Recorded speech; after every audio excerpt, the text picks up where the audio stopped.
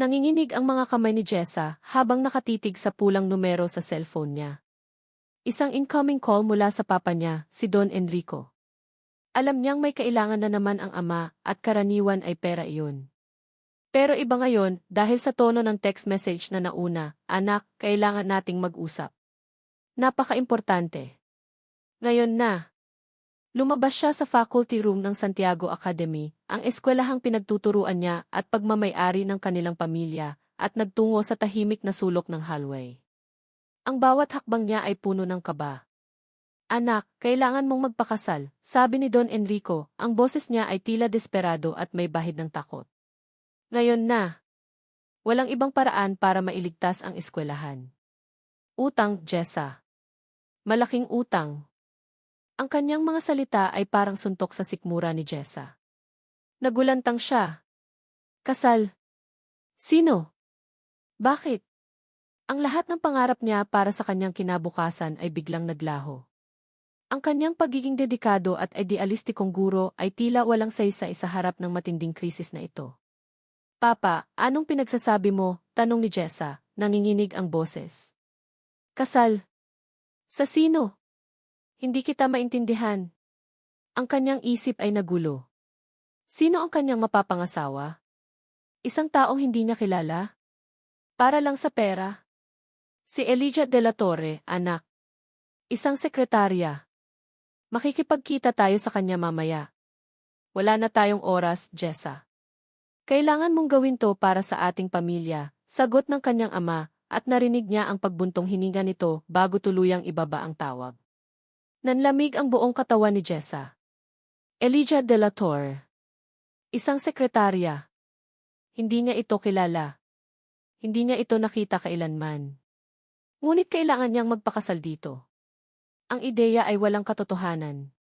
Isang guro na tulad niya, mapipilitang magpakasal sa isang estranghero para lang sa utang.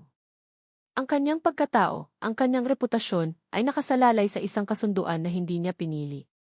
Ang pighati ay dahan-dahang gumapang sa kanyang dibdib.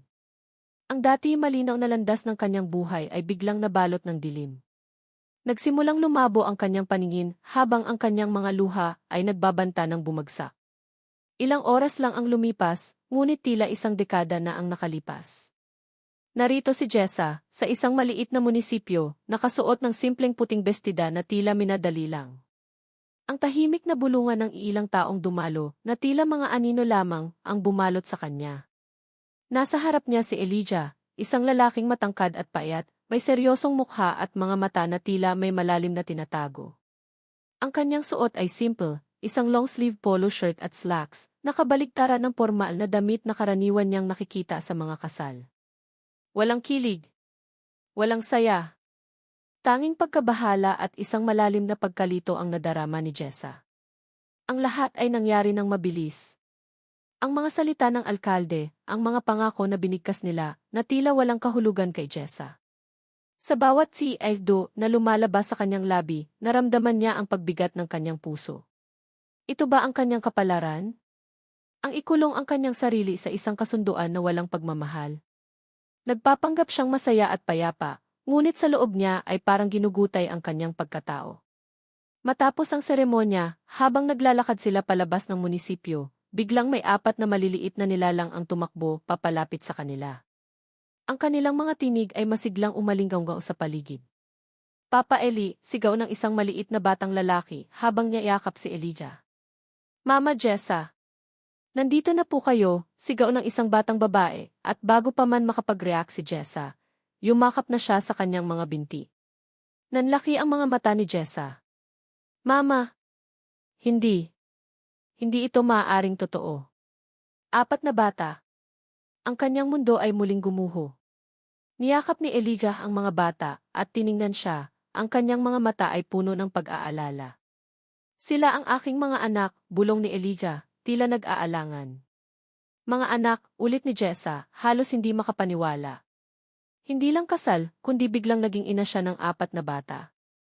Ang lahat ng ito ay masyadong mabilis. Masyadong masakit. Gusto niyang tumakas. Gusto niyang sumigaw. Pagdating nila sa lumang bahay ni Elijah sa probinsya, naramdaman ni Jessa ang matinding pagiging estranghero. Isang simpleng bahay, kabaligtaran ng kanyang malaking bahay sa Maynila. Ang amoy ng sariwang hangin at lupa ay bumalot sa kanya, ngunit hindi ito nagbigay ng ginhawa. Ang lahat ay bago, lahat ay hindi pamilyar. Ang kanyang mga paa ay tila nakabaon sa putik. Ang mga bata, puno ng kuryusidad, ay nagpapalit-palitan sa pagtatanong sa kanya. Si Nathan, ang panganay, ay mahiyain ngunit mapanuri. Si Bea, ang nag-iisang babae, ay masayahin ngunit mahilig magtanong. Si Carlo, malikot at makulit. At si Daisy, ang bunso, inosente at matamis. Mama Jessa, maglalaro po ba tayo? Tanong ni Daisy, ang kanyang mga mata ay puno ng pag-asa. Napilitan si Jessa nang umiti sa kabila ng pagkalito sa kanyang dibdib. Paano ako maglalaro? Hindi niya alam kung paano maging isang ina. Hindi niya alam kung paano maging isang asawa. Hindi niya alam kung paano maging bahagi ng pamilyang ito. Ang kanyang kamay ay kumapit ng mahigpit sa kanyang bag, na tila ito ang tanging bagay na makakapitan niya sa sandaling iyon. Kinagabihan, matapos matulog ang mga bata, naupo sina Jessa at Elijah sa sala. Ang katahimikan ay bumalot sa kanila, at sa bawat sandali, ramdam ni Jessa ang tensyon. Ito ay kasunduan lang, Elijah, sabi ni Jessa, ang kanyang tinig ay malamig. Huwag kang mag-isip ng iba. Kapag nabayaran na ang utang, tapos na ang lahat. Babalik ako sa Maynila. Babalik ako sa aking buhay. Tumingin si Elijah kay Jessa, ang kanyang mga mata ay puno ng pighati. Alam ko, Jessa, sabi niya, mahina ang kanyang boses. Hindi ako umaasa ng kahit ano. Ang kanyang mga salita ay parang kutsilyong tumusok sa kanyang puso. Hindi siya umaasa. Ngunit si Jessa, ano ang nararamdaman niya? Ang lahat na nangyayari ay hindi niya maintindihan. Bakit parang may kirot sa loob niya? Nag-iisa si Jessa sa kwarto, nakatitig sa kisam. Ang tunog ng mga kuliglig sa labas ay tila nagpapahiwatig ng kalungkutan. Nais niyang umiyak, nais niyang sumigaw. Ngunit walang lumalabas na tunog. Ang kanyang luha ay patuloy na bumabagsak, tahimik at walang humpay. Naramdaman niya ang lamig sa kanyang kamay. Napansin niya ang isang bagay sa ilalim ng unan ni Elijah. Isang lumang sobre. Kinuha niya ito ng dahan-dahan. Sa loob ng sobre, may ilang mga lumang litrato ng isang marangyang buhay na kabaligtaran ng simpleng pamumuhay ni Elijah. Mayroon ding lumang AC card na may ibang pangalan at apelyido. Hindi ito Elijah de la Torre. Ang kanyang puso ay kumirot. Sino si Elijah? At ano ang koneksyon ng mga litratong ito sa kanya? Hindi ito maaaring mangyari. Ang kanyang gi-asawad ay may malaking itinatago. Nanginginig ang mga kamay ni Jessa habang nakatitig sa mga litrato at D-card sa lumang sobre. Ang A ay mailarawan ni Elijah, pero ang pangalan ay hindi Elijah de la Torre. Iba. Hindi niya maalala kung anong pangalan dahil sa gulat at pagkalito. Pero malinaw na iba. Ang mga litrato naman ay nagpapakita ng isang marangyang buhay na malayo sa simpleng bahay na kinalalagyan niya ngayon. Mamahaling sasakyan, malaking mansyon, at mga taong nakasuot ng pormal na damit. Sino ba talaga si Elijah? Ang isip niya ay naguguluhan. Ang pagdududa ay unti-unting lumamon sa kanya, kasama ang kirot sa dibdib na tila ba may nawawala sa kanya. Pinilit niyang maging kalmado, ngunit ang bawat paghinga niya ay tila hirap na hirap. Hindi siya nakatulog ng maayos ng gabing iyon. Ang bawat galaw ni Elijah sa kabilang kama ay nagpaparamdam sa kanya ng pagkabahala. Nagawa ba siyang lokohin? Ginamit lang ba siya? Ang kanyang utak ay abala sa pagbuo ng iba't ibang senaryo, bawat isa ay mas masakit kaysa sa nauna. Ang mga sumunod na araw ay puno ng pagsubok para kay Jessa. Bilang isang guro sa Maynila, sanay siya sa mga schedule at organisasyon, hindi sa paglilinis ng bahay o pag-aalaga ng bata. Ang init ng probinsya, ang ingay ng mga insekto sa gabi, at ang walang katapusang tanong ng mga bata ay nagbigay sa kanya ng matinding pagkadismaya. Sa kanyang isip, siya ay isang sihi, nagbibigay ng utos, hindi naglilinis ng bahay. Mama Jessa, pwede po ba kaming maglaro sa labas? Tanong ni Carlo, habang hawak ang kanyang toy car. Mama Jessa, gutom na po ako, sabi ni Daisy, ang kanyang maliit na kamay ay hinila ang kanyang damit. Hindi siya sanay. Sanay siya sa mga utos, hindi sa mga kahilingan. Ang bawat Mama Jessa na lumalabas sa kanilang bibig ay parang isang paalala ng isang papel na hindi niya pinili. Ang mga bulungan ng mga kapitbahay ay hindi rin nakatulong. Alam mo, ang bilis naman ng kasal nila, sabi ng isang babae habang nakatingin sa kanya. At ang dami pang anak. Kawawa naman ang bata. Ang bawat sulyap at bulong ay nagpaparamdam sa kanya ng kahihiyan at pagkabigo. Nais niyang sumigaw, nais niyang sabihin na hindi niya pinili ang lahat ng ito. Ngunit sa gitna ng lahat ng ito, nakita ni Jessa ang isang panig ni Elijah na hindi niya inaasahan. Isang gabing nilalagnat si Daisy, si Elijah ang nagpuyat. Hindi ito natulog. Pinupunasan niya ang noo ni Daisy, kinakantahan siya, at pinapakain ng gamot. Ang kanyang mga mata ay puno ng pag-aalala, at ang kanyang tinig ay malambing. Nakita ni Jessa ang kanyang pagmamahal sa mga bata, isang pagmamahal na tila galing sa pinakamalalim na bahagi ng kanyang puso. Ito ay nagbigay ng kakaibang init sa kanyang dibdib. Nagsimula siyang tanungin ang kanyang sarili, kung paano kayang itago ng isang taong ganito kabait ang isang malaking lihim. Nang gabing iyon, hindi siya nakatulog. Lumabas siya ng kwarto at nakita niya si Elijah na mahimbing na natutulog sa tabi ni Daisy.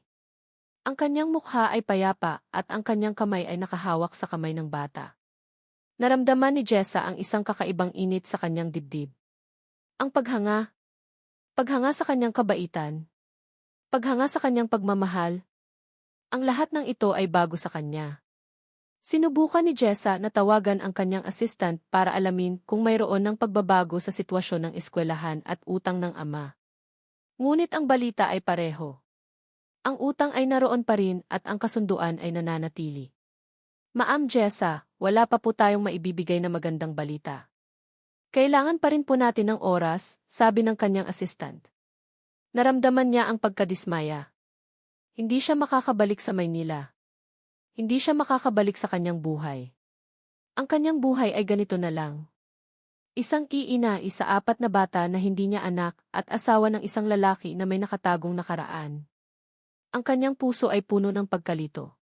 Isang hapon, habang nagtuturo si Elijah sa mga bata sa bakuran, nakita ni Jessa ang kanyang masayang mukha. Ang kanyang mga mata ay kumikinang at ang kanyang ngiti ay nakakakuha ng atensyon. Nagtuturo siya ng mga aralin sa buhay, hindi lang sa mga libro. Ang mga bata ay nakikinig ng mabuti, ang kanilang mga mata ay puno ng paghanga. Hindi niya napigilan ang sarili niyang mapangiti. Sa kabila ng lahat ng sakit at pagkalito, may isang bagay kay Elijah na nakakabighani. Ito ay isang kakaibang pakiramdam na hindi niya maintindihan. Ngunit sa tuwing nakikita niya ang pagmamahal ni Elijah sa mga bata, bumabalik ang pagdududa. Sino ba talaga siya? Sino ang mga taong nasa litrato? Ano ang kanyang nakaraan? Hindi siya mapakali.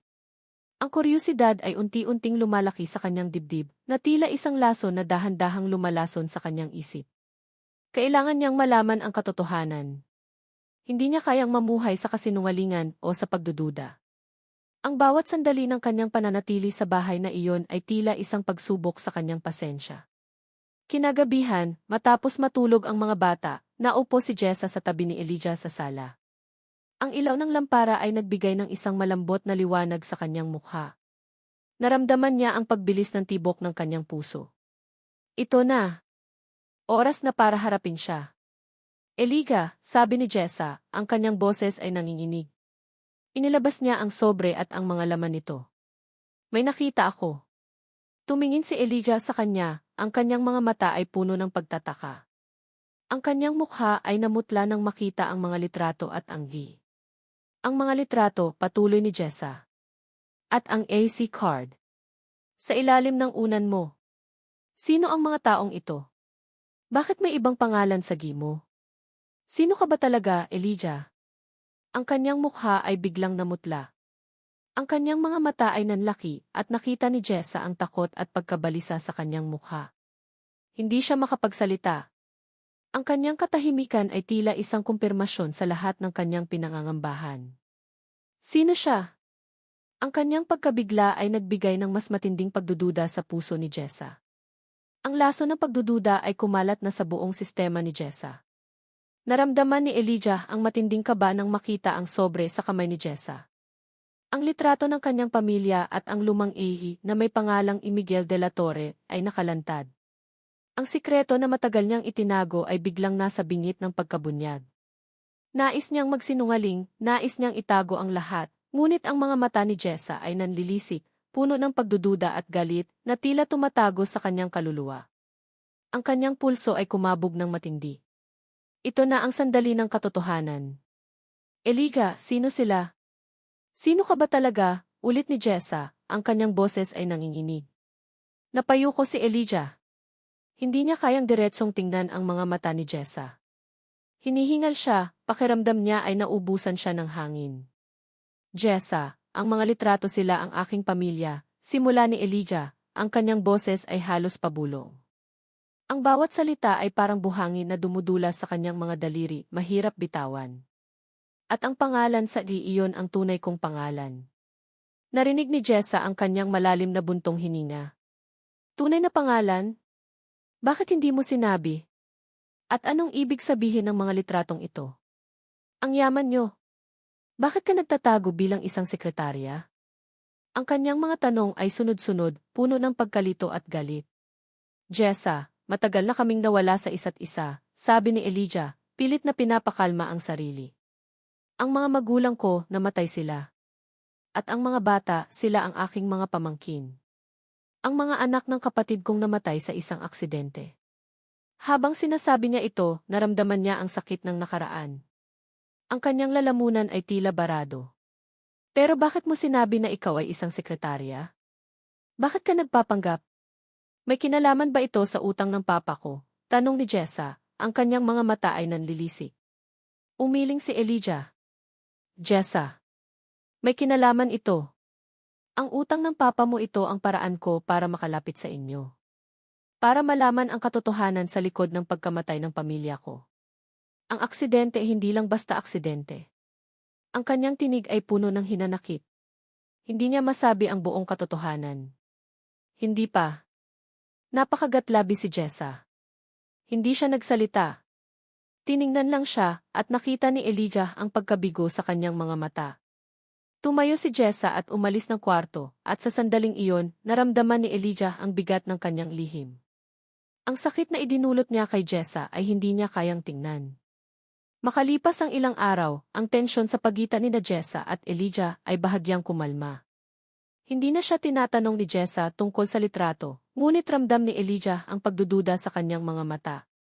Ngunit sa kabila ng lahat, unti-unti silang nagiging komportable sa isa't isa. Ang bahay ay hindi na puno ng tensyon, kundi unti-unting napapalitan ng tawa ng mga bata.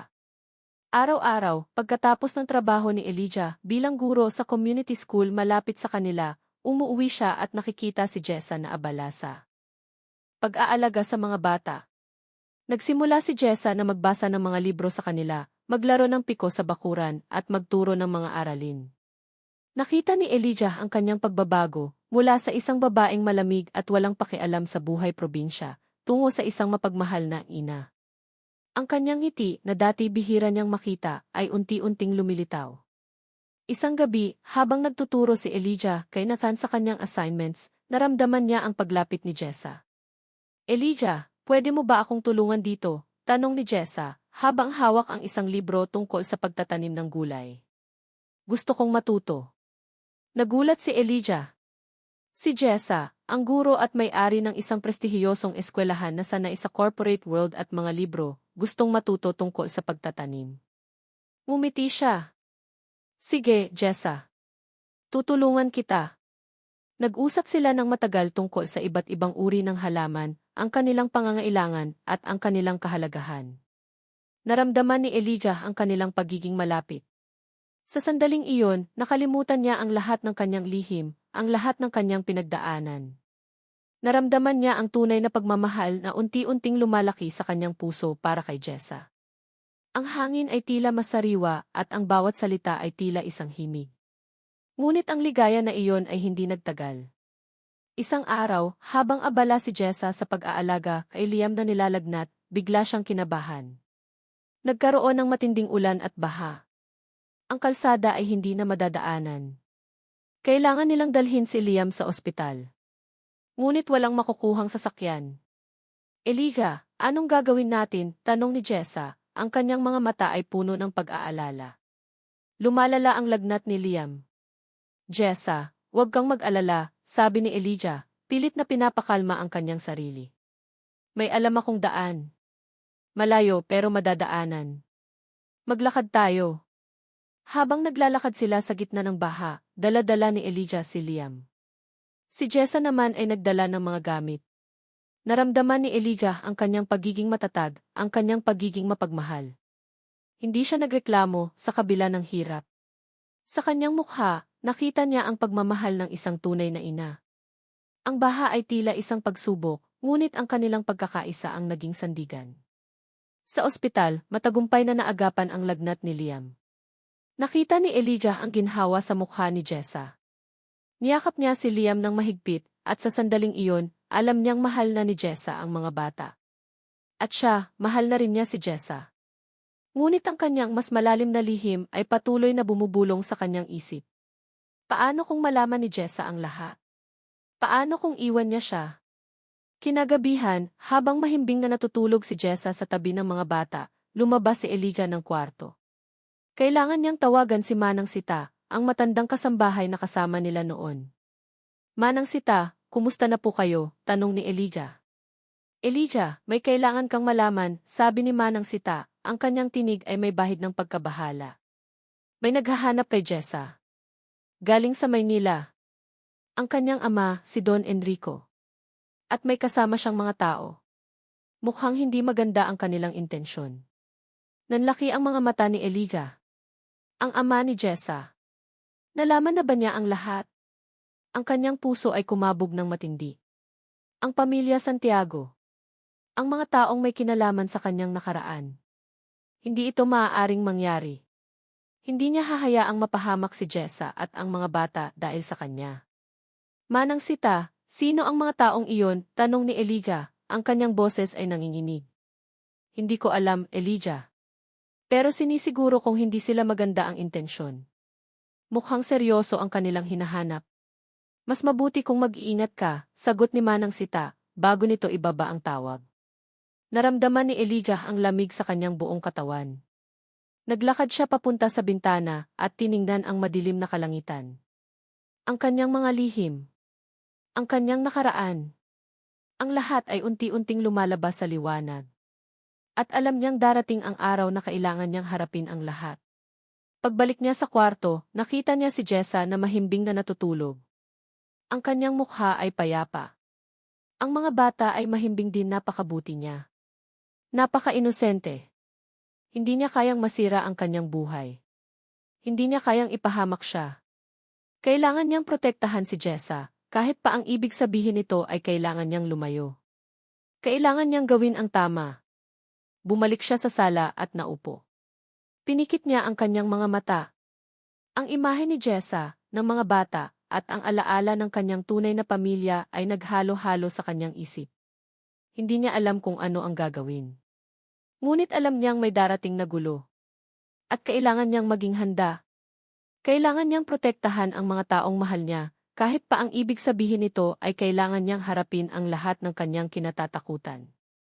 Kinabukasan, habang naghahanda si Elijah para pumasok sa eskwelahan, nakita niya ang isang itim na SUV na huminto sa harap ng kanilang bahay. Ang logo ng Santiago Academy ay kumikinang sa ilalim ng sikat ng araw. Ang kanyang puso ay kumabog ng malakas. Dumating na sila. Handa na ba siya? Nanlamig ang buo kong katawan nang makita ang itim na SUV na huminto sa harap ng aming bahay. Ang logo ng Santiago Academy ay kumikinang sa ilalim ng sikat ng araw. Nagdilim ang aking paningin. Dumating na sila. Ang aking ama. Ang aking mga lihim. Ang aking nakaraan. Lahat ay tila sabay-sabay na lalabas sa liwanag. Ang aking puso ay kumabog ng matindi, tila ba gusto nang kumawala sa aking dibdib. Agad akong pumasok sa loob at sinara ang pinto. Niyakap ko si Jessa, na nooy nagtataka sa aking biglaang pagkabahala. Jessa, huwag kang lalabas. May dumating, bulong ko, ang aking tinig ay nanginginig. Kumatok sila. Mahina sa una, ngunit unti-unting lumakas. Alam kong wala kaming takas. Kailangan naming harapin ang lahat. Binuksan ko ang pinto at nakita ko ang isang matandang lalaki, pamilyar ang kanyang mukha, kasama ang isang babae at isang bata. Ang bata ay halos kasing edad ni Nathan at Bea. Magandang umaga, Elijah, sabi ng matandang lalaki, ang kanyang boses ay pamilyar ngunit may bahid ng pagbabanta. Nandito kami para kunin ang dapat sa amin. Nanlaki ang aking mga mata. Ano ang ibig niyang sabihin?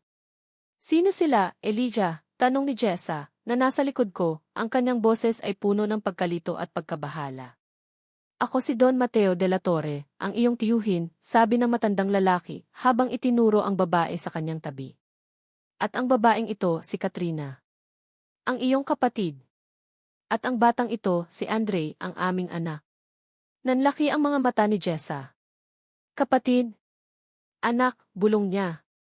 Elijah, anong sinasabi nila? Jessa, hindi totoo yan, sigaw ko, pilit na pinipigilan ang aking sarili na huwag sumigaw. Huwag kang maniwala sa kanila. Ngunit lumapit ang babae, si Katrina, at ang bata ay agad na yumakap sa akin. Papa, sigaw ng bata, ang kanyang mga mata ay puno ng pag-asa. Miss na miss po kita. Naramdaman ko ang paglamig ng aking katawan. Ang aking mga lihim ay unti-unting lumalabas. Nagkaroon ng matinding komprontasyon. Ipinaliwanag ni Don Mateo na si Elijah ay si Miguel de la Torre, ang nawawalang anak ng isang mayaman at maimpluwensyang pamilya. Ipinakita ni Don Mateo ang mga ebidensya, mga lumang litrato ni Elijah sa marangyang bahay, mga papeles, at ang kanyang tunay na zi. Ibinunyag din ni Don Mateo na ang utang ng ama ni Jessa ay may kinalaman sa pagnanakaw na ginawa ng pamilya Santiago laban sa pamilya de la Torre. At sinabi ni Katrina na ang mga bata ay hindi pamangkin ko, kundi mga anak ng kapatid kong namatay sa isang aksidente na may kinalaman sa akin. Elijah, paano mo nagawa to? Tanong ni Jessa, ang kanyang tinig ay nanginginig sa galit. Paano mo ako niloko? Paano mo nagawang itago ang isang anak sa akin? Ang lahat ba ng sinabi mo ay kasinungalingan? Jessa, hindi totoo ang lahat ng sinasabi nila, sigaw. Ko, pilit na ipinapaliwanag. Hayaan mong ipaliwanag ko ang lahat. Ngunit hindi siya nakinig. Tiningnan lang niya ako at nakita ko ang matinding sakit sa kanyang mga mata. Tumakbo siya palabas ng bahay at sa sandaling iyon gumuho ang lahat. Ang aking mundo na binuo ko ng dahan-dahan ay biglang nawala. Pagkaalis ni Jessa, hinarap ko si Don Mateo. Anong gusto mo sa akin, sigaw ko. Bakit mo ginagawa to sa akin? Simple lang, Miguel, sabi ni Don Mateo, ang kanyang mga mata ay puno ng pananakot. Bayaran mo ang utang ng pamilya Santiago. O kaya, sisiguraduhin kong malalaman ng lahat ang lahat ng lihim mo. At sisiguraduhin kong wala kang matitira. Pati na ang mga batang iyan. Nanginginig ako sa galit. Ang mga bata. Hindi ko hahayaang mapahamak sila. Hindi ko hahayaang magdusa sila. Tinawagan ko si Manang Sita. Manang Sita, anong nangyayari? Tanong ko. Elijah, nakita ko ang lahat, sabi ni Manang Sita, ang kanyang tinig ay puno ng pag-aalala. Sinisiraan ka nila. At si Jessa umalis. Nagalit siya. Naramdaman ko ang pagkawala. Ang aking puso ay kumirot. Si Jessa. Hindi ko siya hahayaang umalis. Hindi ko siya hahayaang masaktan. Naglakad ako papalabas ng bahay, hinahanap si Jessa. Ngunit wala siya. Nasaan siya? Ano ang kanyang gagawin? Ang aking isip ay puno ng pagkalito at pag-aalala. Kinagabihan, habang nasa bahay ako, kasama ang mga bata, biglang dumating si Manang Sita, umiiyak. Elijah! Si Don Enrico dinala sa ospital. Nagkaroon ng atake. Nanlaki ang aking mga mata. Ang ama ni Jessa. Nanginginig ang aking mga kamay. Lumabas ako ng bahay at tumakbo papunta sa ospital. Sa aking pagmamadali, nakita ko si Jessa, nasa harap ng emergency room, umiiyak. Ang kanyang mukha ay puno ng pighati. Lumapit ako sa kanya, ngunit bago pa man ako makapagsalita, nilingon niya ako. Ang kanyang mga mata ay puno ng galit at sakit. Sa sandaling iyon, alam kong nawalan na ako ng pag-asa. Ang lahat ay gumuho. Napatulala si Jessa habang nakatitig sa akin. Ang kanyang mga mata ay puno ng galit at sakit. Sa likod niya, nakita ko si Don Enrico, nakahandu sa isalupa. Ang aking mundo ay tila gumuho. Ang kanyang ama, ang kanyang galit, at ang mga lihim na patuloy na bumabagabag sa akin. Ang mga oras sa ospital ay tila walang katapusan. Ang bawat minuto ay puno ng kaba at pagdarasal. Si Don Enrico, ang taong laging matatag at malakas, ay nakahiga ngayon sa isang kama sa emergency room, ang kanyang buhay ay nasa bingit ng panganib. Sa sandaling iyon, hindi ko na inisip ang utang, ang kasal, o ang aking mga lihim. Tanging ang kaligtasan ni Don Enrico ang nasa aking isip para kay Jessa. Lumapit ako kay Jessa. Ang kanyang mukha ay puno ng luha at ang kanyang mga kamay ay nanginginig.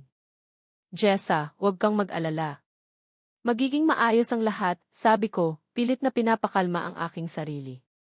Hinawakan ko ang kanyang kamay. Sa kabila ng lahat ng nangyari, naroon ako, nagbibigay ng suporta. Naramdaman ko ang kanyang presensya, ang init ng kanyang kamay, at sa sandaling iyon, nakalimutan ko ang lahat ng aming hidwaan. Makalipas ang ilang oras, lumabas ang doktor. Nasa kritikal na kondisyon po ang inyong ama, sabi niya, ang kanyang mukha ay seryoso. Nagkaroon po siya ng matinding atake sa puso. Ang mundo ni Jessa ay tila gumuho. Atake sa puso.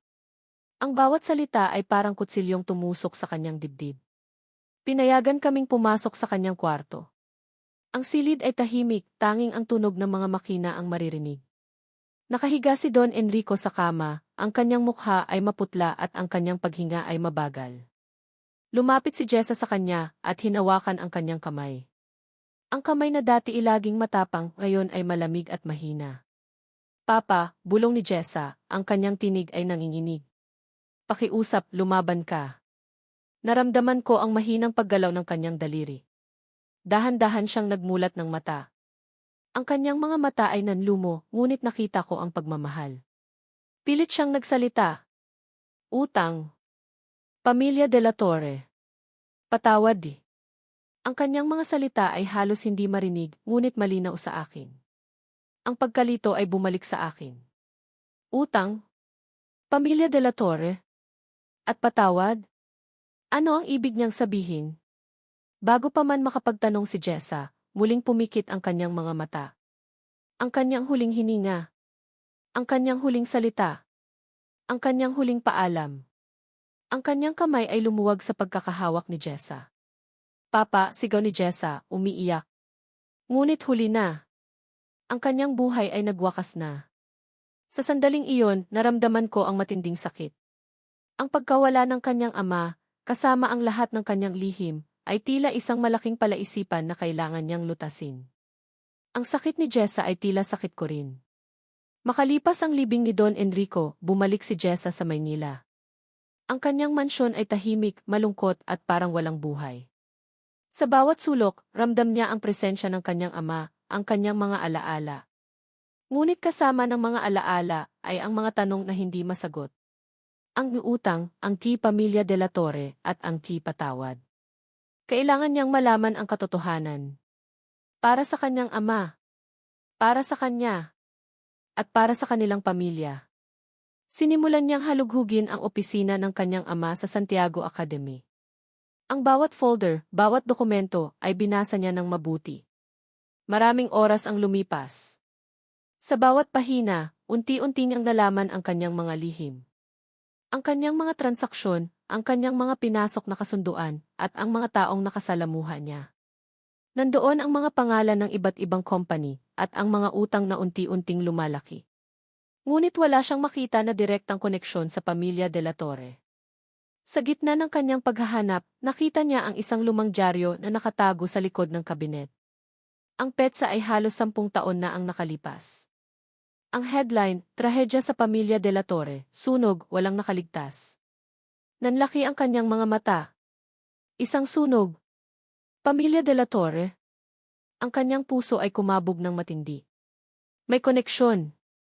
May malalim na koneksyon. Sa ilalim ng dyaryo, may nakita siyang isang sobre. Sa loob nito ay isang sulat, walang pangalan, walang address. Ang nilalaman, ang lahat ng nangyari sa Pamilya de la Torre ay hindi aksidente. Ang inyong ama ang may alam. Hanapin si Oscar Reyes. Nanlaki ang kanyang mga mata. Ay, Oscar Reyes. Sino siya? Ang kanyang puso ay kumabog ng matindi. Hindi kaya siya ang may kinalaman sa lahat ng ito. Agad niyang tinawagan ang kanyang assistant at inutusan siyang hanapin ang lahat ng impormasyon tungkol kay Oscar Reyes. Nalaman niya na siya ay dating financial manager ng kumpanya ng kanyang ama at kasalukuyang nakatira sa isang liblib na probinsya.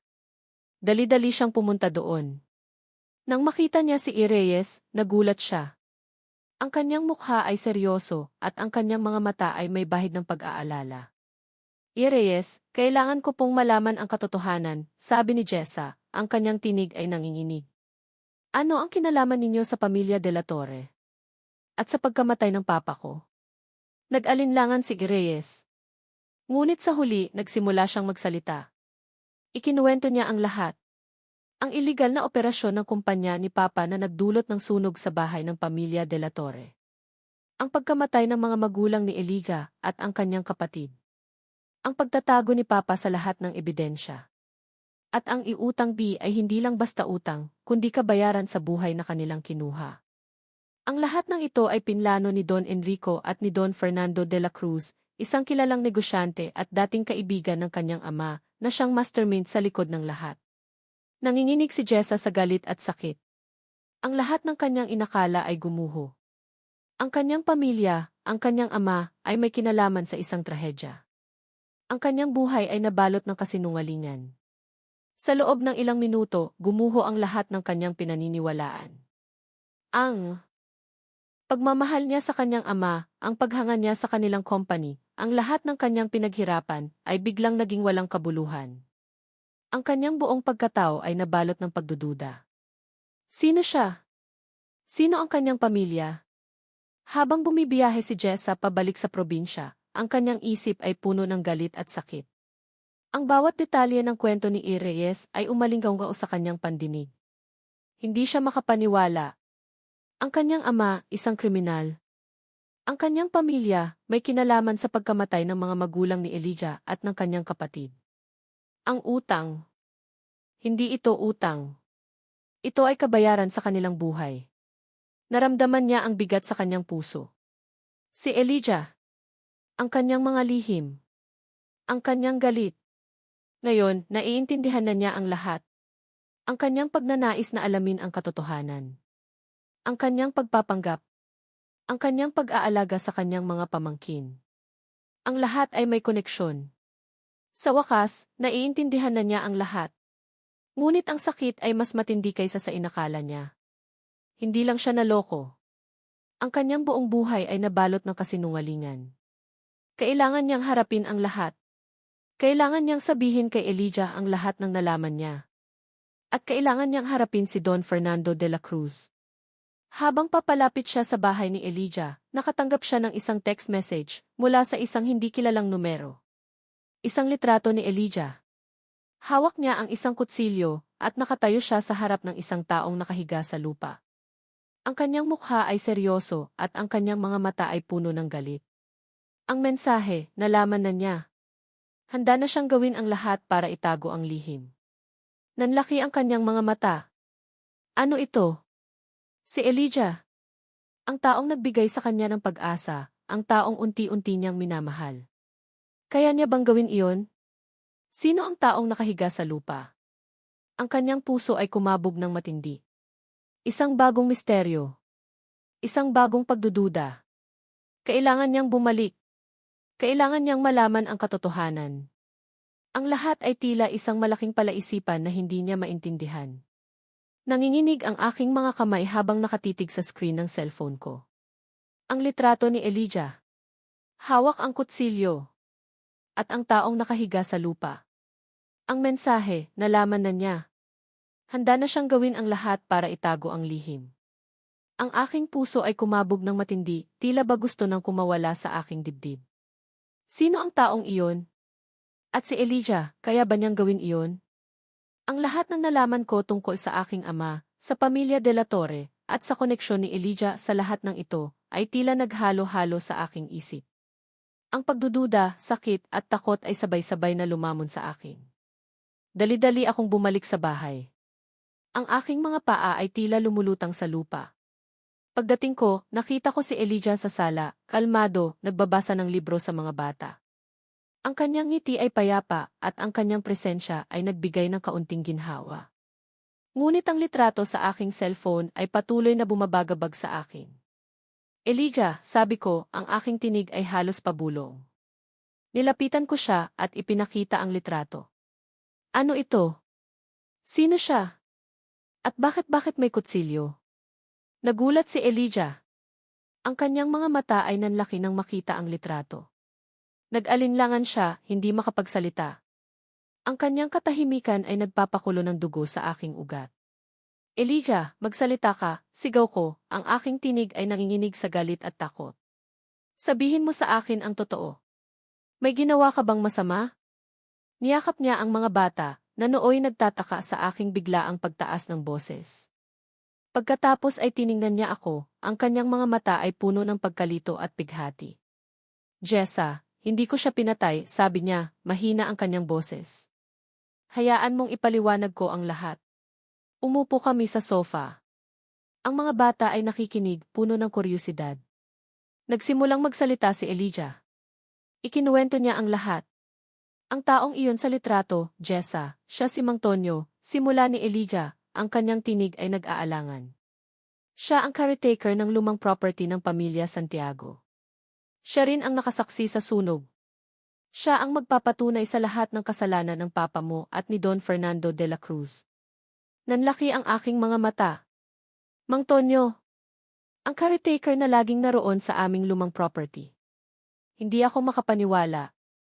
At ang kutsilyo, tanong ko, ang aking puso ay kumakabog. Inutusan lang ako ni Don Mateo, sagot ni Elijah, ang kanyang mukha ay seryoso. Upang takutin si Mang Tonyo. Para hindi siya magsalita. Hindi ko siya sinaktan, Jessa. Wala akong ginawang masama. Kailangan ko lang magpanggap. Nagsimulang magkwento si Elijah, at sa bawat salita, mas lalong nabubuo ang buong larawan ng nakaraan. Ikinuwento niya ang pagkamatay ng kanyang mga magulang at kapatid sa sunog, at ang papel ng company ng aking ama at ni Don Fernando sa lahat ng ito. Kung paano sinakop ng company ng aking ama ang lupain ng pamilya de la Torre sa pamamagitan ng panunuhol at iligal na paraan na nagdulot ng pagkamatay ng kanyang mga mahal sa buhay. Ang mga bata, ang kanyang mga pamangkin, ay naiwan ng walang sinuman. At siya, bilang panganay, ang umako sa lahat ng responsibilidad. Ang kasal natin, Jessa, patuloy ni Elijah, ay hindi lang basta kasunduan para sa utang. Ito ang paraan ko para makalapit sa pamilya mo. Para malaman ang lahat ng katotohanan. Para makaganti. Naramdaman ko ang sakit sa kanyang tinig. Ang kanyang galit. Ang kanyang pighati. Ngayon, naiintindihan ko na ang lahat. Ang kanyang mga lihim, ang kanyang mga pagpapanggap, ang lahat ay may dahilan. Ang kanyang pagmamahal sa mga bata, na akala ko'y sarili niyang anak, ay tunay. At ang bata na dinala ni Katrina, si Andre, ay ang tunay na pamangkin ni Elijah, na ginamit lang ni Don Mateo para sirain kami. At si Katrina, ang dating kapatid mo, tanong ko, ang aking boses ay halos pabulong. Siya si Katrina, isang inupahang tao lang ni Don Mateo, sagot ni Elijah. Para magpanggap na kapatid ko. Para sirain ang tiwala mo sa akin. Para guluhin tayo. Para hindi natin malaman ang totoo. Gumuho ang aking mundo. Ang lahat ng aking pinaniniwalaan, ang lahat ng aking inakala tungkol sa aking pamilya, ay kasinungalingan. Ang aking ama, hindi lang basta may utang, kundi may kinalaman sa isang trahedya. Isang trahedya na nagdulot ng sakit sa pamilya ni Elijah. Ang lahat ng ito ay mas malalim kaysa sa inakala ko. Niyakap ko si Elijah ng mahigpit. Patawad, Elijah, sabi ko, umiiyak. Patawad kung hindi ako naniwala sa'yo. Patawad kung hinusgahan kita. Patawad sa lahat ng kasalanan ng pamilya ko. Niyakap din niya ako ng mahigpit. Jessa, hindi mo kasalanan, sabi niya. Ang mahalaga, alam na natin ang totoo. At magkasama tayong haharapin ang lahat. Sa sandaling iyon, naramdaman ko ang pagpapatawad. Ang galit na naramdaman ko kay Elijah ay nawala, napalitan ng pag-unawa at pagmamahal. Ang aming pag-ibig ay lumakas sa gitna ng lahat ng pagsubok. Niyakap ko ang mga bata at sa kanilang mga mukha, nakita ko ang pag-asa. Hindi sila anak ko sa dugo, ngunit sila ang aking mga anak sa puso. Biglang may narinig kaming malakas na kalabog mula sa labas. Napalingon kami. Ang pinto ay bumukas at nakita namin si Don Mateo de la Torre, kasama ang kanyang mga tauhan. Ang kanyang mukha ay seryoso at may hawak siyang baril. Ang kanyang mga mata ay nanlilisik sa galit. Nalaman na ninyo ang lahat, sabi niya, ang kanyang tinig ay malamig at puno ng pagbabanta. Hindi ko hahayaang masira ang pangalan ko. Hindi ko hahayaang malaman ng lahat ang lahat ng kasalanan ko. Nanlaki ang aking mga mata. Si Don Mateo. Kaya ba niyang gawin iyon? Ang aking puso ay kumabog ng matindi. Ito na ang huling laban. Ang laban para sa katotohanan. Ang laban para sa aming pamilya. Handa na ba kami? Nanginginig ako sa takot at galit habang nakatitig kay Don Mateo de la Torre. Ang kanyang mga mata ay nanlilisik at ang kanyang mukha ay puno ng determinasyon. Sa likod niya, nakita ko ang kanyang mga tauhan, handang sumunod sa kanyang bawat utos. Ang aking puso ay kumabog ng matindi, tila ba gusto nang kumawala sa aking dibdib. Ito na. Ang huling paghaharap. Don Mateo, ibaba mo ang baril, sigaw ko, ang aking tinig ay nanginginig. Hindi mo kailangan gawin to. Hindi, Jessa, sigaw ni Don Mateo, ang kanyang tinig ay malamig at puno ng pagbabanta. Hindi ko hahayaang sirain ni Elijah ang pangalan ko. Hindi ko hahayaang malaman ng lahat ang lahat ng kasalanan ko. Niyakap ko ang mga bata na nooy nagtatago sa likod ko. Si Elijah ay nasa tabi ko handang lumaban. Don Mateo, tapos na ang lahat ng pagtatago, sigaw ni Elijah, matapang ang kanyang mukha. Alam na ni Jessa ang lahat. At handa kaming ilantad ang katotohanan. Nanlumo si Don Mateo. Ang kanyang mga mata ay nanlilisik sa galit. Huwag kang magmanyakis, Elijah. Hindi mo ako kilala. Kilala kita, Don Mateo, sigaw ni Elijah. Kilala ko ang taong pumatay sa aking pamilya. Ang taong sumira sa aking buhay. Sa sandaling iyon, biglang lumabas si Mang Tonyo mula sa likod ng bahay, kasama ang ilang matatanda mula sa komunidad. Nagulat si Don Mateo. Hindi niya inakala na naroon si Mang Tonyo. Don Mateo, panahon na para harapin mo ang iyong mga kasalanan, sigaw ni Mang Tonyo, matapang ang kanyang tinig. Alam na ng lahat ang totoo. Nagsimulang magbulungan ang mga tao. Ang mga kapitbahay na dati walang kaalam-alam, ngayon ay nakikinig sa lahat ng katotohanan. Ang kanilang mga mata ay puno ng pagkabigla at galit. Hinawakan ni Don Mateo ang baril at itinutok sa amin. Ang kanyang kamay ay nanginginig. Ang kanyang mga mata ay puno ng pighati. Don Mateo, pakiusap, huwag, sigaw ko, ang aking mga luha ay patuloy na bumabagsak. Sa sandaling iyon, tumakbo ang mga bata papalapit kay Don Mateo. Si Nathan, Bie, Carlo at Daisy. Niyakap nila si Don Mateo. Lolo! Huwag po! Huwag niyo pong saktan si Mama Jessa at Papa Elijah, sigaw ni Nathan, umiiyak. Nanlaki ang mga mata ni Don Mateo. Ang kanyang kamay ay nanginginig. Ang kanyang mga mata ay puno ng luha. Niyakap niya ang kanyang mga apo. Mga apo Cody. Bulong ni Don Mateo, umiiyak. Patawad-patawad sa inyong lolod. Dahan-dahan niyang ibinaba ang baril. Sa sandaling iyon, naramdaman ko ang ginhawa. Ang kanyang matigas na puso ay unti-unting lumambot. Ang kanyang pagmamahal sa kanyang mga apo ang nagpabago sa kanya. Patawad, Elijah, sabi ni Don Mateo, habang nakatitig sa kanya. Patawad sa lahat ng kasalanan ko. Patawad kung naging masama ako sa inyo. Patawarin mo ako, anak. Niyakap ni Elijah si Don Mateo. Sa sandaling iyon, naramdaman ko ang pagpapatawad. Ang galit na matagal kong itinago ay nawala, napalitan ng pag-unawa at pagmamahal. Ang mga pulis, na tinawagan ni Manang Sita nang makita ang gulo, ay dumating at inaresto si Don Mateo at ang kanyang mga tauhan. Kinabukasan, ang lahat ng katotohanan ay nailantad sa publiko. Ang mga kasalanan ni Don Mateo at ang dating company ng aking ama, ang iligal na operasyon, ang trahedya sa pamilya de la Torre, ang lahat ay naibunyag. Naging malaking balita ito sa buong bansa. Hindi naging madali. Maraming pagsubok ang dumating. Ang Santiago Academy ay nalugi. Ngunit sa kabila ng lahat, nanatili kaming matatag. Sa tulong ni Elijah at ng kanyang kaalaman sa batas, naharap namin ang lahat ng kaso. Si Don Mateo ay napatunayang guilty, ngunit dahil sa kanyang pag-amin at pagsisisi, nabigyan siya ng mas magaan na sentensya. Ang hustisya ay natamo. Ang mga asset ni Don Mateo ay ginamit upang bayaran ang mga naapektuhan ng kanyang mga kasalanan, kasama na ang pagbabangon ng Santiago Academy. Makalipas ang ilang buwan, sa gitna ng bukid na naging saksi sa aming mga hirap, nagkaroon kami ng isang simple, ngunit makabuluhang kasal nina Eliga at Jessa. Ang lugar kung saan ako nagtago, ang lugar kung saan ako naging ina, ang lugar na naging saksi sa aming mga hirap, ay siyang naging saksi din sa aming pagmamahalan. Ang aming mga anak ang naging flower girls at ring bearers. Si Nathan, Bie, Carlo at Daisy. Masaya silang tumatakbo sa gitna ng bukid, ang kanilang mga tawanan ay umalingaw sa hangin. Si Don Mateo, na nakalaya na, ay naroroon, nakangiti at nakikipaglaro sa kanyang mga apo.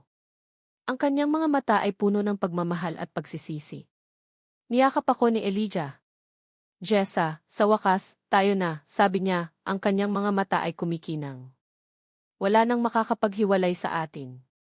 Eli, sagot ko. Pamilya na tayo. Buo na tayo. Pinikit ko ang aking mga mata, nilalasap ang bawat sandali. Ang amoy ng sariwang hangin, ang tunog ng mga ibon, ang tawanan ng aking mga anak, at ang presensya ng lalaking mahal ko. Ito ang tunay na kapayapaan. Ito ang tunay na kaligayahan. Ito ang pangarap na natupad. Ang lumang bahay sa probinsya ay hindi lang isang bahay. Ito ang simbolo ng aming bagong simula. Isang lugar kung saan ang pagmamahalan ay lumago, kung saan ang mga sugat ng nakaraan ay gumaling, at kung saan ang mga pangarap ay naging totoo. Ang pagpapatawad, pagtanggap at pagmamahalan ay siyang pundasyon ng aming bagong pamilya. Wala nang lihim. Wala nang takot. Tanging pag-asa at kaligayahan.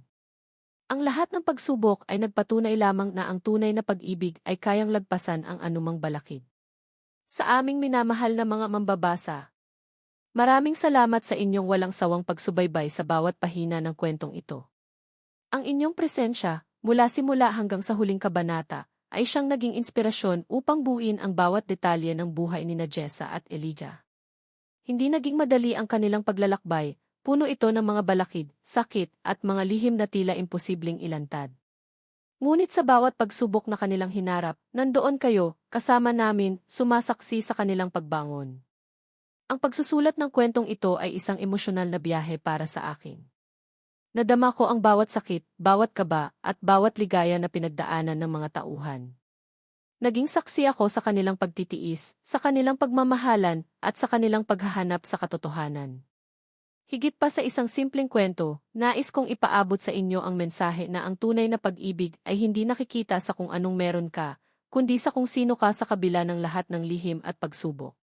Na ang pamilya ay itinatatag sa pag-unawa at pagtanggap, hindi sa kasunduan o dugo.